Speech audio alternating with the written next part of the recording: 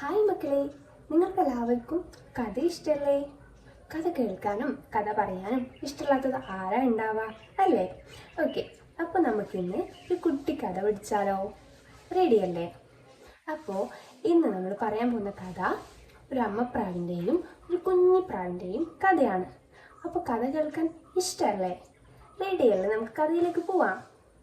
Okay, പണ്ട് ഒരു ഗ്രാമത്തിലെ അച്ചിമരത്തിലെ ഒരു അമ്മപ്രാവും ഒരു കുഞ്ഞിപ്രാവും താമസിച്ചിട്ടുണ്ടായിരുന്നു.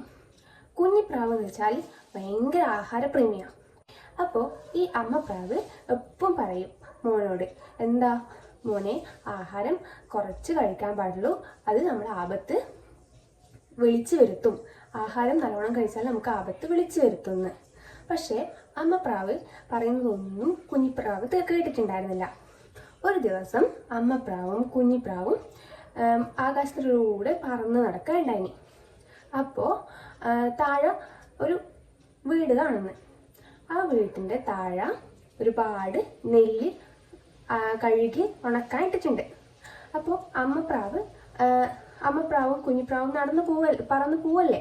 അപ്പോൾ കുഞ്ഞിപ്രാവ് കണ്ടിട്ട് പറയാം, അമ്മേ, ഇതാലേ നമുക്ക് ആവശ്യത്തിന് നെല്ല് താഴെ കിടക്കുന്നു, നമുക്കത് കൊതി തിന്നാൽ പോരെ.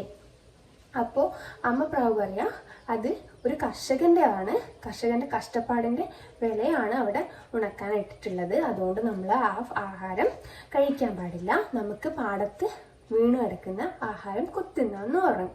പക്ഷേ ഈ കുഞ്ഞിപ്രാവ് അമ്മേൻ്റെ വാക്കൊന്നും കേൾക്കാതെ ഒരാളാണ്. അമ്മ